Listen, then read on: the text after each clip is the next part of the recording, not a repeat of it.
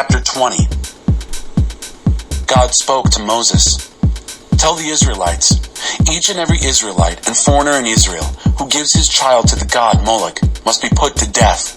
The community must kill him by stoning. I will resolutely reject that man and cut him off from his people. By giving his child to the god Moloch, he has polluted my sanctuary and desecrated my holy name. If the people of the land look the other way, as if nothing had happened when that man gives his child to the god Moloch and failed to kill him, I will resolutely reject that man and his family, and him and all who join him in prostituting themselves in the rituals of the god Moloch. I will cut off from their people. I will resolutely reject persons who dabble in the occult or traffic with mediums, prostituting themselves in their practices. I will cut them off from their people. Set yourselves apart for a holy life. Live a holy life, because I am God, your God. Do what I tell you. Live the way I tell you. I am the God who makes you holy. Any and every person who curses his father or mother must be put to death. By cursing his father or mother, he is responsible for his own death. If a man commits adultery with another man's wife, the wife, say, of his neighbor, both the man and the woman, the adulterer and the adulteress, must be put to death. If a man has sex with his father's wife, he has violated his father. Both the man and woman must be put to death. They are responsible for their own deaths. If a man has sex with his daughter-in-law, both of them must be put to death. What they have done is perverse, and they are responsible for their own deaths. If a man has sex with a man as one does with a woman, both of them have done what is abhorrent. They must be put to death. They are responsible for their own deaths.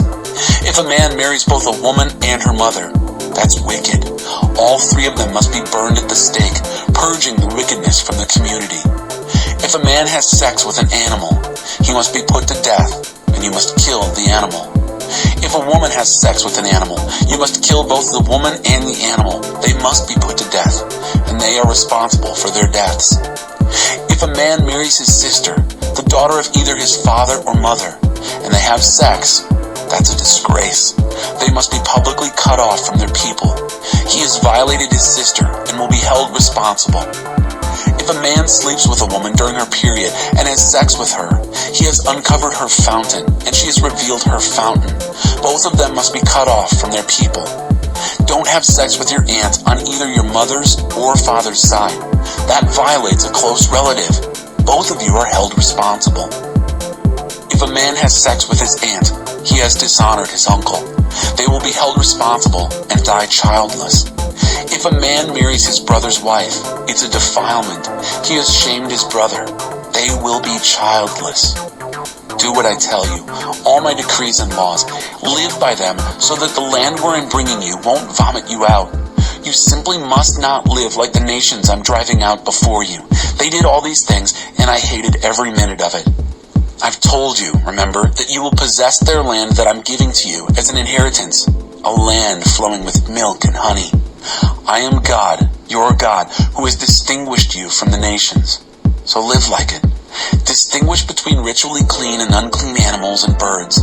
Don't pollute yourselves with any animal or bird or crawling thing which I have marked out as unclean for you.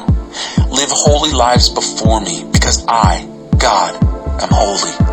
I have distinguished you from the nations to be my very own. A man or woman who is a medium or sorcerer among you must be put to death. You must kill them by stoning. They are responsible for their own deaths. Chapter 21. Holy Priests. God spoke to Moses. Speak to the priests, the sons of Aaron. Tell them, a priest must not ritually contaminate himself by touching the dead, except for close relatives, mother, father, son, daughter, brother, or an unmarried sister who is dependent on him since she has no husband. For these, he may make himself ritually unclean, but he must not contaminate himself with the dead who are only related to him by marriage, and thus profane himself. Priests must not shave their heads or trim their beards or gash their bodies. They must be holy to their God and must not profane the name of their God. Because their job is to present the gifts of God, the food of their God, they are to be holy. Because Because a priest is holy to his God, he must not marry a woman who has been a harlot or a cult prostitute or a divorced woman. Make sure he is holy because he serves the food of your God. Treat him as holy because I, God, who make you holy, am holy. If a priest's daughter defiles herself in prostitution, she disgraces her father. She must be burned at the stake.